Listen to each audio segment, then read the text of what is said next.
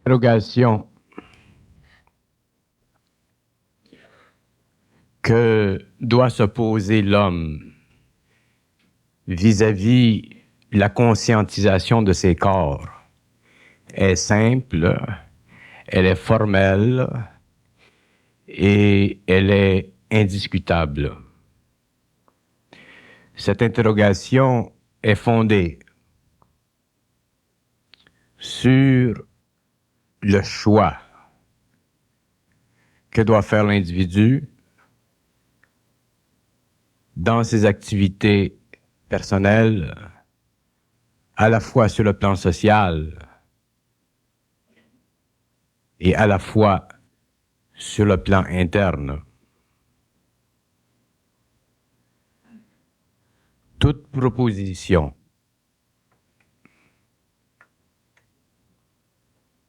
qui lui vient à l'esprit, selon laquelle il veut augmenter son rendement dans la vie, améliorer sa situation de vie, ne peut être conclue que par l'ajustement vibratoire de son corps mental et de son corps émotionnel. La question clé concernant le changement de conscience chez l'homme sera toujours en relation avec le changement vibratoire de ses corps. Les questions psychologiques, les questions philosophiques, les questions d'ordre religieux ou spirituel ne serviront qu'à retarder, qu'à amenuiser, qu'à voiler la concrétisation du fait de la conscience dans le psychisme humain. L'ego de l'homme est inhabitué à la conscience et sa relation avec la pénétration de la conscience est une relation qui est fragile, qui n'est pas facile parce que l'ego, à tous les niveaux de son organisation psychique, est contaminé par des formes qui le suivent depuis de nombreuses années. Et cette condition psychologique de l'homme est insoutenable devant la condition objective et dépourvue de valeur personnelle de la conscience universelle. Tout homme qui va vers la conscience, va vers cette conscience non pas parce que ceci fait partie de son désir personnel, mais parce que la conscience amplifie en lui sa résonance et éventuellement lui donne l'éclaircissement nécessaire et essentiel à la compréhension de sa vie et aussi à la compréhension de sa relation avec cette conscience. L'intelligence universelle, sa pénétration dans l'homme qu'on appelle la conscience, n'est pas simplement un facteur psychologique, mais bien un facteur d'énergie, d'énergisation, qui contient la psychologie de l'homme et qui développe la psychologie de l'homme au fur et à mesure que les formes dans son esprit s'amoindrissent, s'atténuent pour éventuellement totalement disparaître. Il y a dans la conscience universelle 3 aspects qui déterminent l'orientation de l'homme, de l'individu sur une planète et qui organisent dans son mental certains champs de force essentiels à la capitulation éventuelle de l'ego devant la résistance des formes dont il est construit. Et une de ces forces, un de ces volets de la conscience universelle, c'est le facteur de communication avec elle. Le deuxième est un corollaire de ce facteur de communication dans le cas où la communication n'étant pas encore précise, où l'ego est encore obligé de vivre pendant un certain temps sous le joug du mensonge cosmique et où il doit, avec le temps et la patience, pouvoir interroger d'une façon catégorique, essentielle et non ambiguë les intentions précises de la pénétration de cette intelligence. Tant que l'ego n'a pas atteint une suffisance intellectuelle mentale et supramentale qui lui permet d'interroger l'intelligence universelle au niveau de son pouvoir personnel, au niveau de son propre équilibre interne, en relation avec sa résistance émotive et mentale, l'ego est obligé de subir, jusqu'à un certain point, les jeux de la conscience universelle, ce que j'appelle les jeux de l'esprit. Tant que l'homme est sujet aux jeux de l'esprit, il n'est pas encore dans la conscience universelle, il est simplement sur le bord, à la porte de cette conscience. Le troisième aspect, celui de la corroboration de toute information provenant de l'intelligence universelle vers l'homme, est fondé sur un principe absolu qui dicte que tout homme qui reçoit de l'information des plans universels doit se servir de cette information pour la réorganisation psychique et vibratoire de la planète où il vit.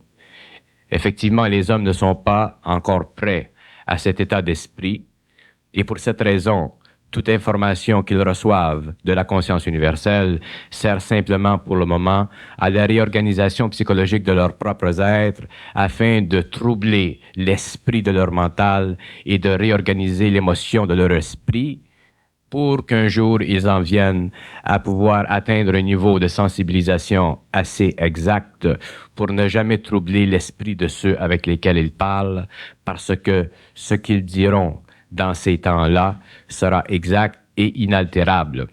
Mais le travail doit se commencer chez l'individu avant de pouvoir se projeter dans l'espace social. Le travail doit commencer chez l'individu avant de pouvoir être manifesté dans l'espace social.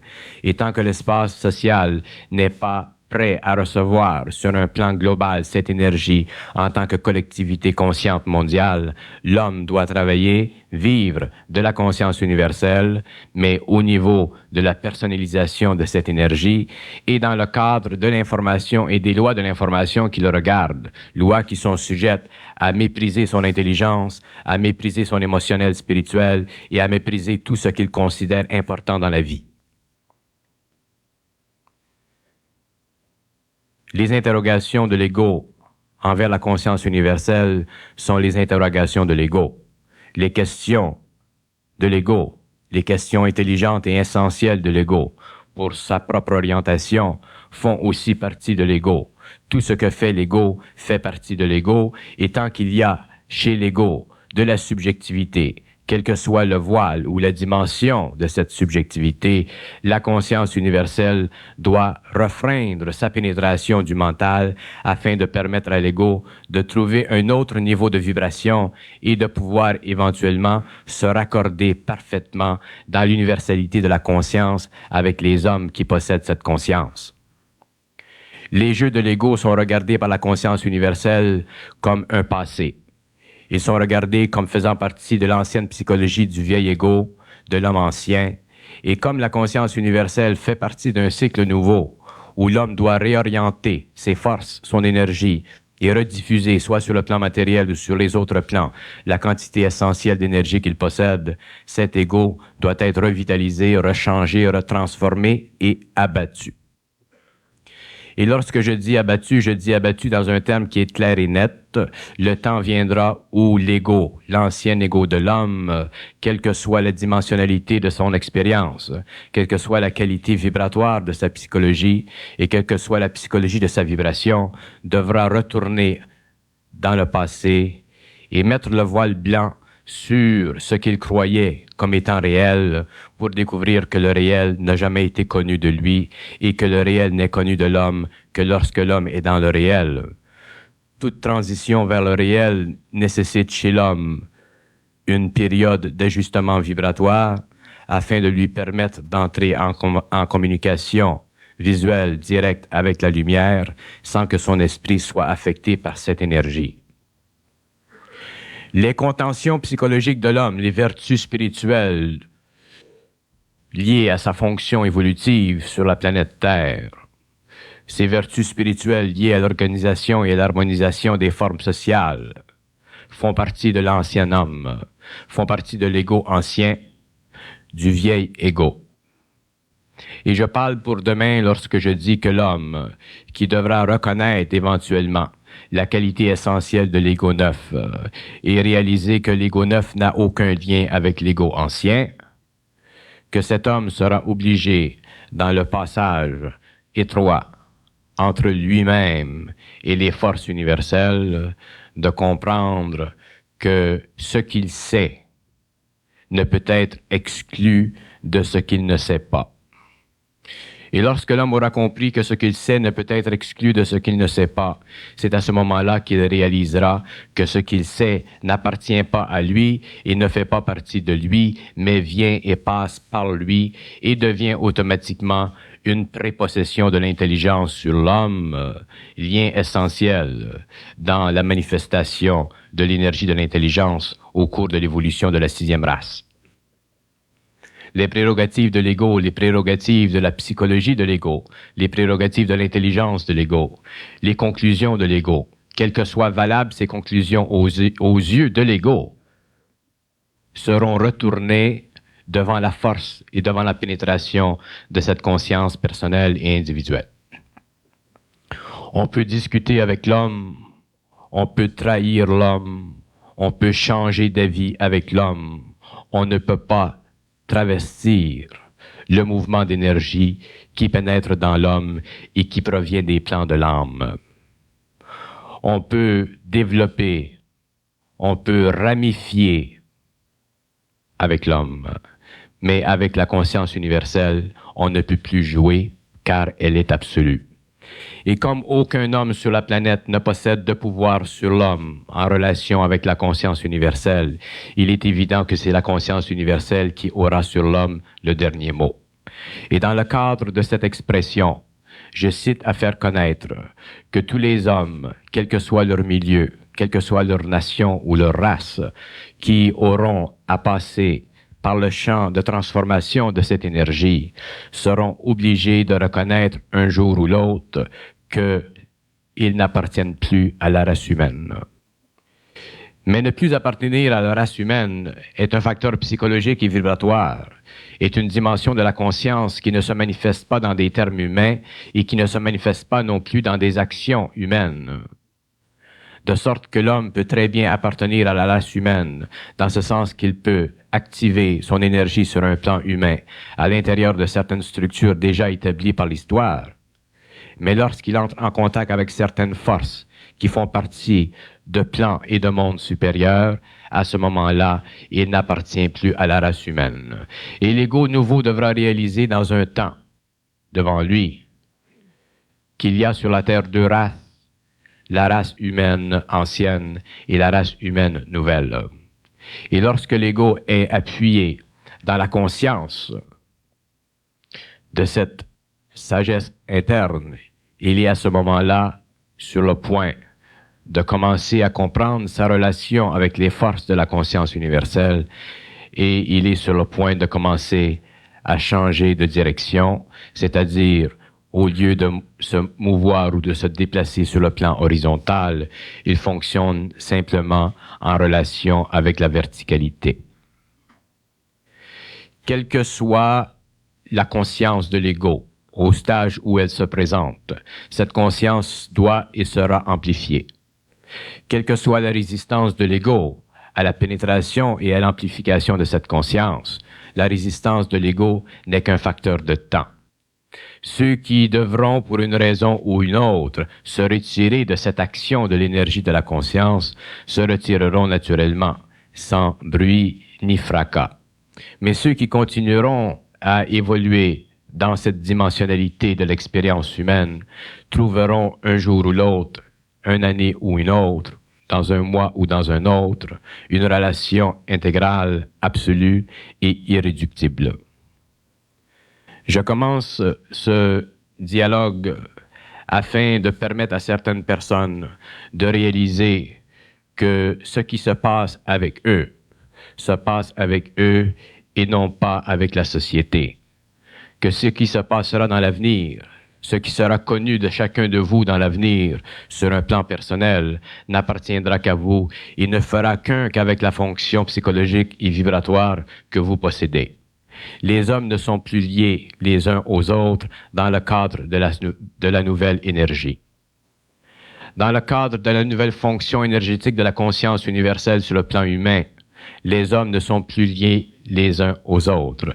Les hommes appartiennent à une force, travaillent avec une force, et c'est dans l'universalité de cette force qu'ils sont liés les uns aux autres, non plus par le biais de la psychologie humaine ou par le biais des vertus spirituelles de l'homme, mais par le biais de la conscientisation de leur être qui leur donne accès à un savoir qui est inaltérable et qui est égal et universel dans tous les hommes, bien qu'il soit différencié en vibration et en teneur interne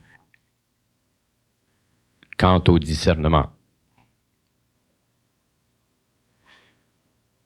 Ceux qui avancent et qui avanceront vers la conscience universelle ne pourront plus regarder en arrière. Et lorsque je dis qu'ils ne pourront plus regarder en arrière, je veux dire que ce qui était important pour eux dans le passé, ce qu'ils ont vécu comme étant réel, ce qu'ils ont vécu comme étant essentiel, perdra de son essentialité et de son réalisme psychologique, parce que la pénétration de la conscience affaiblit l'intellect à un tel point que l'homme perd celui-ci pour en recouvrer un autre. Et lorsque l'homme perd son intellect et qu'il perd la faculté, le siège de l'intellect qui est la mémoire, à un très haut niveau, il n'est plus sur le plan psychologique de l'homme, il est simplement dans la vibration de l'homme. Et c'est à partir de ce moment-là que l'homme cesse de s'orienter vers la terre, mais qu'il commence à monter vers les champs un peu plus libres de l'éther mondial. Les temps qui sont devant l'homme sont réservés à tous les hommes, mais les temps qui sont devant l'homme n'appartiendront pas à tous les hommes. Et ce n'est pas à moi, ce n'est pas à personne sur le plan matériel de distribuer à un ou à un autre un feuillet d'admission vers ces temps. Chaque homme pénètre ses temps selon sa propre vibration. Chaque homme pénètre ses temps selon sa propre capacité interne. Chaque homme retarde ses temps selon sa propre faiblesse. Mais la faiblesse de l'homme n'est pas la faiblesse de l'esprit. La faiblesse de l'homme est fondée sur un égocentrisme aveugle et un égocentrisme qui a une logique profonde et qui sait croire que ce qu'il croit est essentiellement ce qu'il sait. Et c'est là la grande erreur de l'ego de l'homme, et c'est pourquoi dans le nouvel âge, l'ego de l'homme sera abasourdi par les pénétrations et le choc de la lumière. Et la quantification de l'énergie dans l'homme sera tellement grande qu'une préparation est essentielle afin que l'homme puisse pénétrer dans ce champ de force sans subir des effets psychologiques. C'est pourquoi les temps sont essentiels, les périodes et les cycles sont essentiels et tout doit se passer dans le temps qui est réservé à chaque individu. Tel que nous comprenons la science aujourd'hui, tel que nous comprenons la philosophie aujourd'hui, tel que nous comprenons tout aujourd'hui, tel nous réaliserons demain que ce que nous avons compris ne faisait que partie de l'expérience naturelle et essentielle de l'ego social. Tel que nous découvrirons demain, tel que nous verrons demain et pourrons lire demain, sera totalement augmenté dans la vibration du savoir et n'aura aucune correspondance avec l'ancienne connaissance de l'homme. Les intérêts de l'homme pour la société humaine sont des intérêts qui font partie de son évolution. Les intérêts de l'homme pour la société humaine font partie de la catégorisation psychologique de son être et feront partie de cette catégorisation tant que l'homme ne sera pas libre de pénétrer dans la nouvelle société. Et l'état naturel de cette situation doit durer tant que l'homme doit, sur le plan matériel, aiguiser ses outils afin de pouvoir recevoir de plus en plus de hautes quantités d'énergie qui servent et qui serviront à transmuter ses corps.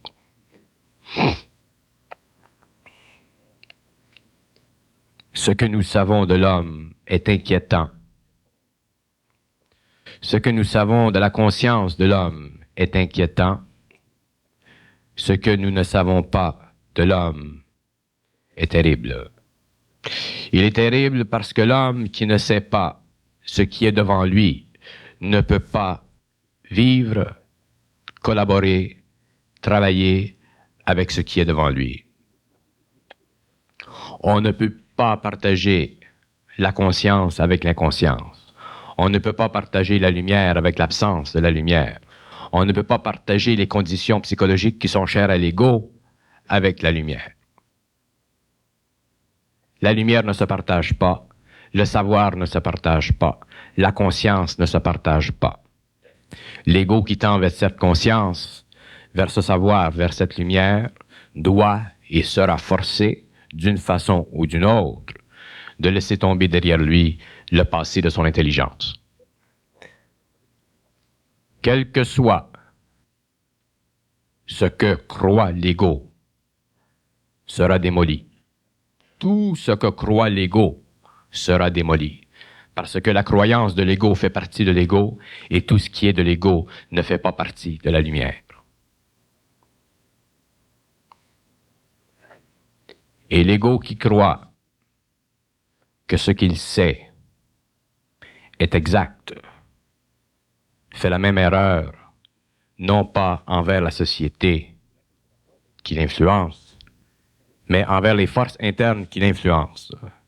Car les forces internes qui influencent l'ego l'influencent dans un but précis, dans un but qui doit éventuellement amener cet ego à reconstruire l'illusion fatale de sa spiritualité pour que la statue de cette spiritualité soit pour une fois pour toutes mise en pièces.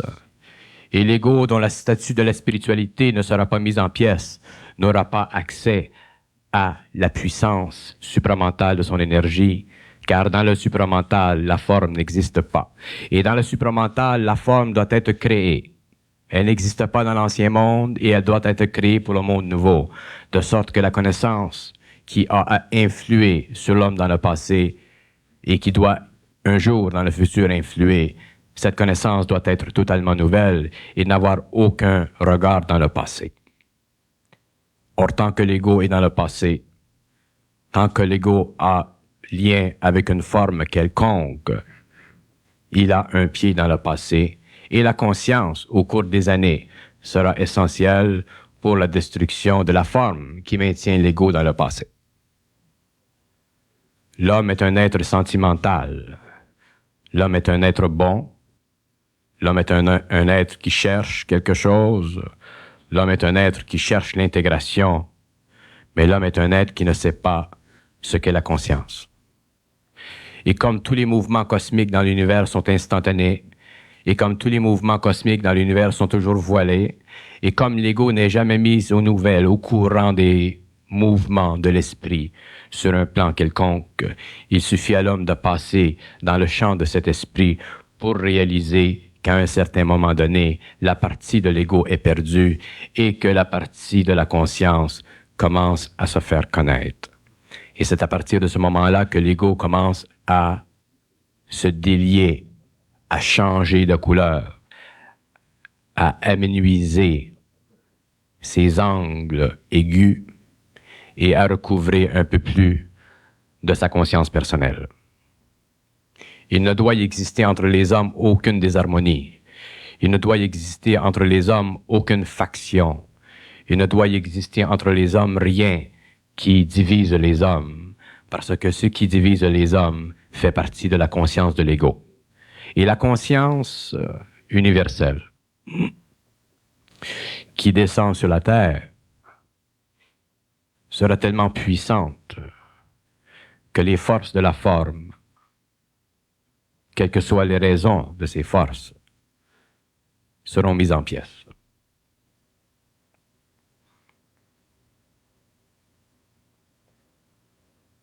Ce n'est plus le jeu de l'homme,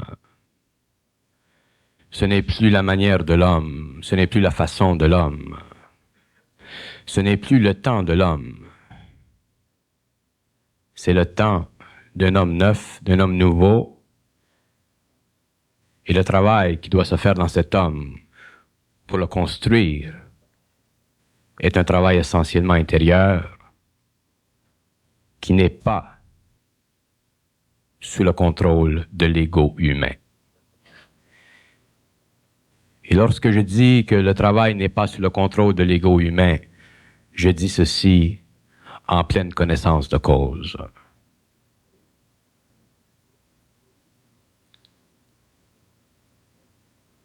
Je sais très bien que le temps, les années, ne sont pas importantes pour la conscience. Pour l'ego, si. Pour la conscience, non. Et l'intelligence qui est en chacun de soi sait quand le temps est venu pour la réorganisation, pour la vision, pour la vibration, pour le savoir, pour la conscience totale et indivisible, pour l'harmonie totale. Ce n'est pas l'homme et ce n'est pas l'ego, et jamais l'ego ne saura. Et autant l'ego ment et l'ego est un menteur, autant l'esprit de la conscience peut mentir à l'ego, afin de forcer l'ego à reconnaître le jeu du mensonge et à devenir patient devant le jeu imposé à sa conscience par l'esprit de la conscience.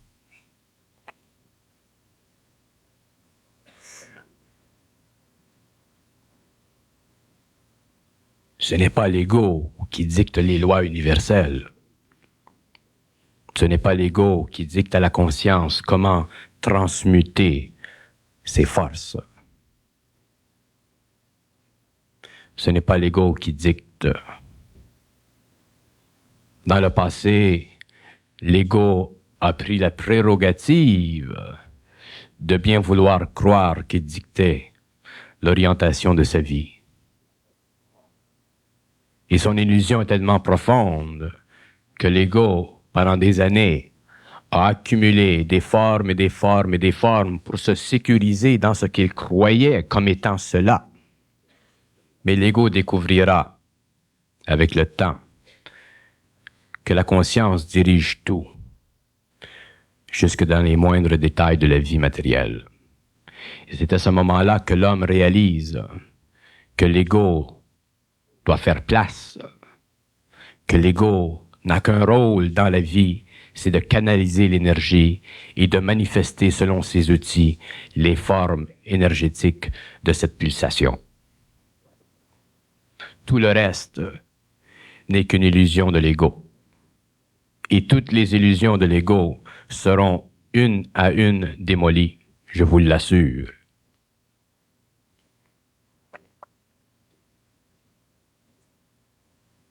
Le rôle de l'homme dans la nouvelle civilisation, la pénétration de l'homme dans des cadres totalement nouveaux de conscientisation et d'extériorisation de la conscience sur le plan matériel ou sur le plan de l'éther, réfléchira la perfection de l'homme, et non les goûts ou les attitudes ou les aptitudes de l'homme. Aujourd'hui, vous vivez dans l'inquiétude de votre spiritualité, parce que votre spiritualité cherche à enraciner, à s'enraciner dans votre conscience personnelle. Elle fait partie de votre ego, votre spiritualité.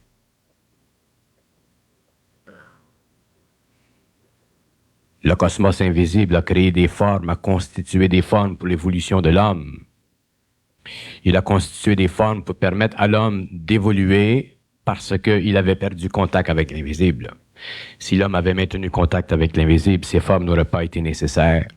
Et la spiritualité dont il est aujourd'hui, esclave, n'existerait pas sur la planète.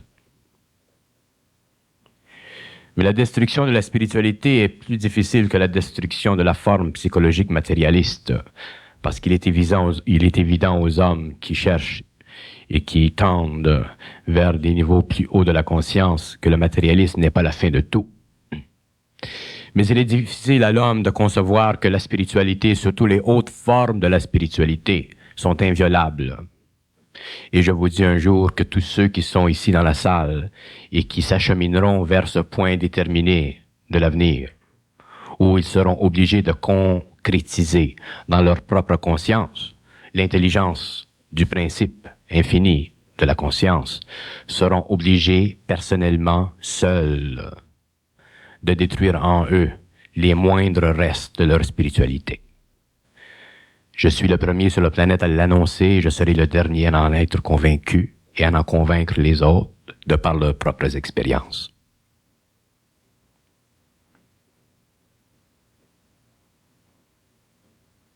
Les obstacles de l'ego sont essentiels à son évolution, à son expérience. Tant que l'ego est soumis aux lois de la planète et tant que l'ego est soumis aux lois des planètes. Mais lorsque l'ego n'est plus soumis aux lois des planètes, lorsque l'ego n'est plus soumis à rien, il doit soumettre tout à son propre discernement.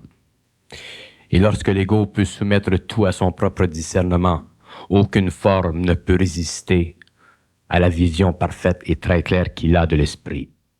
Car l'esprit est toujours en lui et veille à ce que son discernement soit distingué, absolu et irrévocable. Je vous parle pour demain, je ne vous parle pas pour aujourd'hui. Je ne vous parle jamais pour aujourd'hui, parce que tout chez vous viendra demain. Autant il est plus clair aujourd'hui de comprendre ce que je veux dire que le moment où nous nous sommes rencontrés la première fois, autant il sera plus clair dans 10 ans ou dans 15 ans pour vous de comprendre ce que je voulais dire il y a quelques années auparavant. Il est à l'avantage de l'homme de sentir avant de penser. Il est à l'avantage de l'homme de sentir ce que je dis avant de penser et de réfléchir sur ce que je dis. Parce que si vous réfléchissez sur ce que je vous dis, il y a en vous des forces qui dévieront votre réflexion et vous feront réfléchir à quelque chose que je n'ai pas dit, ou vous feront réfléchir à des choses que je ne voulais pas dire, mais que vous êtes forcé de dire parce qu'elles font partie de votre expérience psychologique.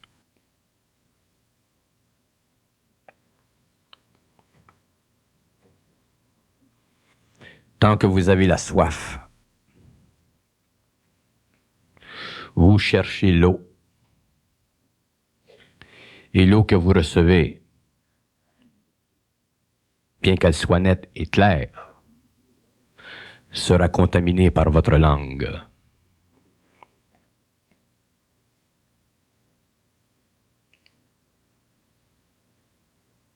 Parce qu'il en est ainsi pour l'ego.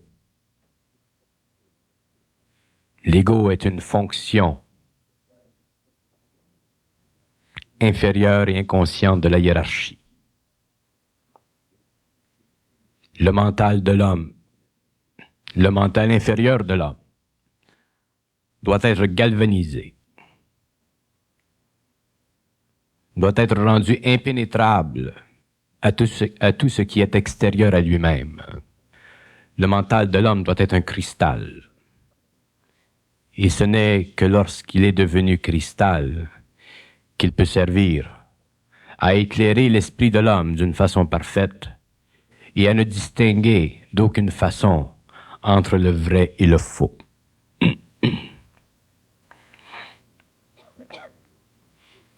Tant que vous distinguerez entre le vrai et le faux, tant que vous aurez l'option, tant que vous aurez la capacité, tant que vous aurez le désir, la formation, l'intelligence, le goût de distinguer entre le vrai et le faux, vous serez prisonnier du vrai et du faux. Car dans le vrai et le faux, il n'y a que deux aspects de la conscience animale de l'homme et la conscience intelligente non définie et non terminée de l'homme.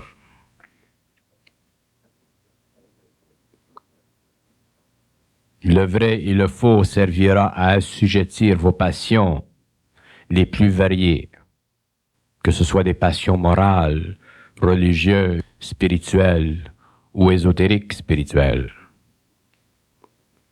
Et vous verrez avec le temps que cette condition de votre esprit doit être changée pour que vous puissiez être en dehors totalement de la dualité, qui est à la base de votre souffrance, qui est à la base de l'incapacité de comprendre parfaitement ce que vous savez.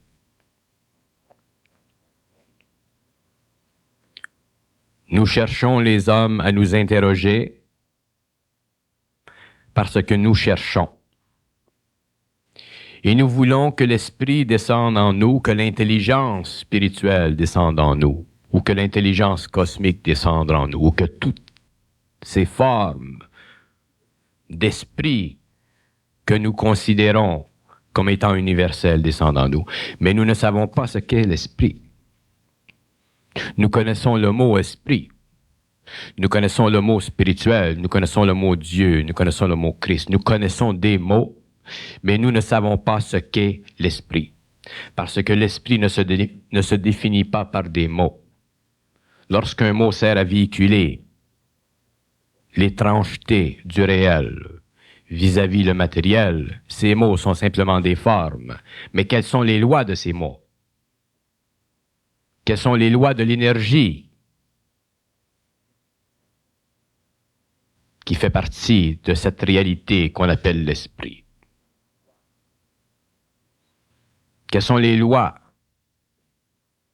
du réel qui permettent à l'homme de connaître le réel? Ces lois ne s'interrogent pas, ne se questionnent pas et ne peuvent pas être amenées à l'esprit de l'homme par la philosophie de sa spiritualité ou par un discours intellectuel avec l'esprit. Je parle du contact avec l'esprit, je parle pour permettre à l'homme de réaliser la nécessité de communiquer avec les plans supérieurs. Mais je dis aussi que autant l'homme ne doit pas croire l'homme, mais écouter l'homme, autant l'homme ne doit pas croire l'esprit. Et ce n'est que lorsque l'homme a pris une certaine expérience dans son contact avec l'esprit qu'il peut à ce moment-là entendre l'esprit et savoir que ce que l'esprit lui dit est ce qu'il doit entendre. Mais ceci fait partie des pouvoirs de l'homme et l'esprit ne donne des pouvoirs à l'homme lorsqu'il a terminé son travail sur l'ego humain. Je vous assure aujourd'hui qu'il y a autant d'animosité dans les grandes sphères de l'intelligence contre l'esprit matérialiste de l'homme que contre l'esprit spirituel de l'homme. Je vous assure aujourd'hui qu'un jour vous saurez reconnaître par vous-même, parce que l'on reconnaît tout par soi-même, que là où l'esprit engendre dans les cosmos, dans les planètes, dans les galaxies, des formes de vie, cet esprit n'a qu'un but, c'est de faire connaître à ces formes de vie la réalité de l'énergie dans ces formes de vie, ce qu'on appelle la science universelle.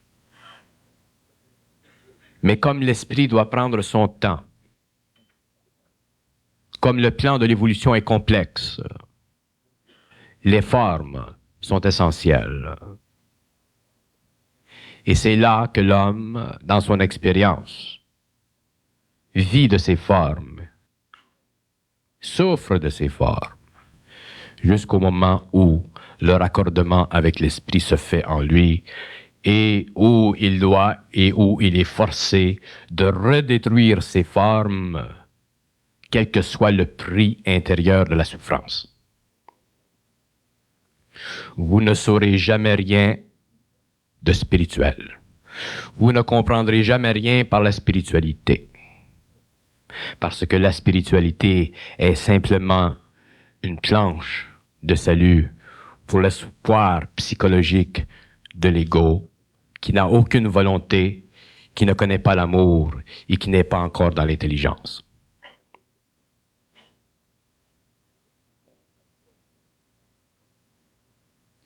Je vous fais des tracés de votre propre avenir.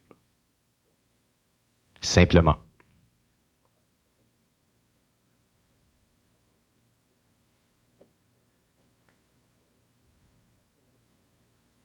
Nous avons de l'information venant des autres plans.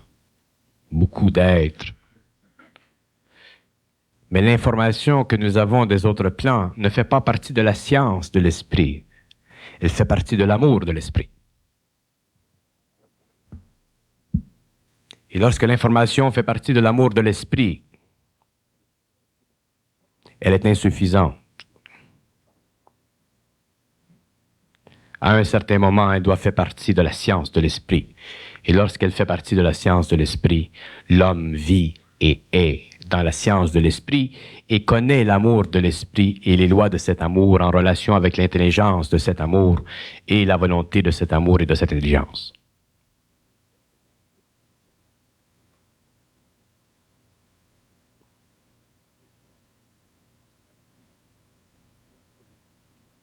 Ma vie dans le public ne servira qu'à une chose, de vous faire connaître de plus en plus ce que vous ne pouvez connaître par vous-même, mais que vous pourrez un jour connaître par vous-même. C'est le but de ma vie. C'est le seul but de ma vie. Mais ma vie n'est pas une map pour vous-même. Ma vie, c'est ma vie. Votre vie, c'est votre vie.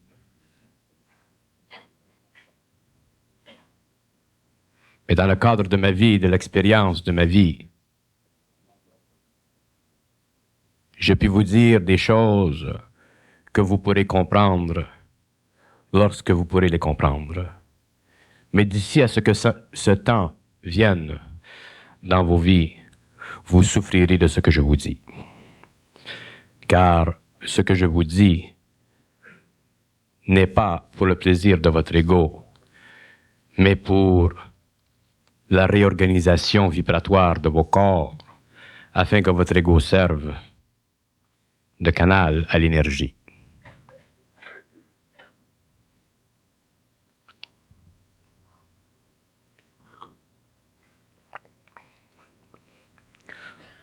Tant que l'homme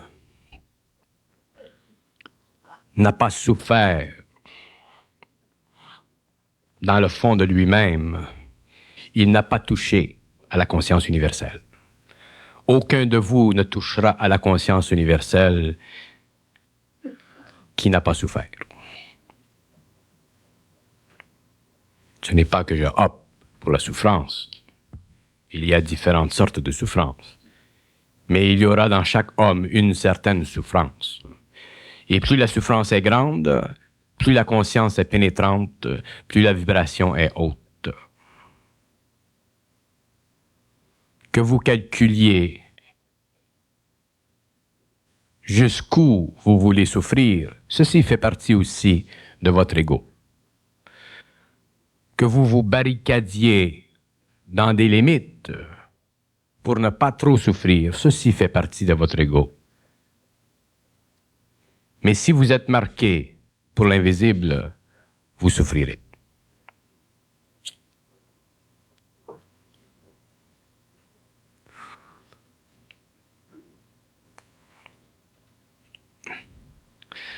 Parce que la souffrance, telle que je l'explique dans le contexte de mon propre savoir,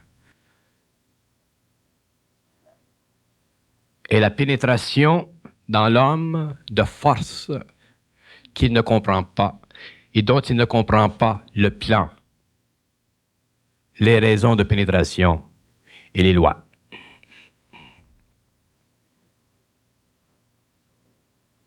Si l'homme comprenait ces choses, parce qu'on lui expliquait ces choses dans l'instantané, il souffrirait moins, mais il souffrirait quand même. Et je le dis à tous, il y aura dans votre vie, que ce soit dans 2 ans, dans 5 ans, dans 10 ans, dans 15 ans, une souffrance quelconque qui servira de point de pénétration pour l'énergie de cette conscience universelle.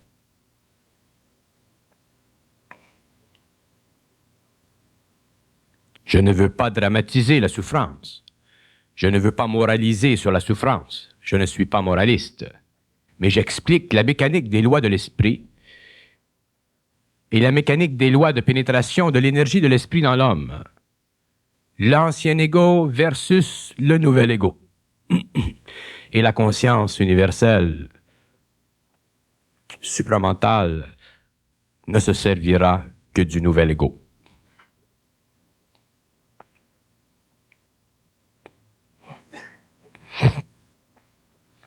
L'homme a avantage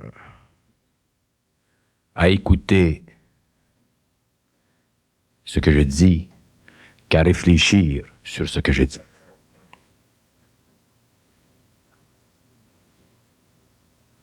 Je ne demande pas que les gens m'aiment ou m'haïssent. Je ne demande pas que les gens soient près de moi ou loin de moi. Je demande que les gens qui viennent me voir écoutent, ouvrent l'oreille à ce que j'ai à dire. Ensuite, par leur expérience,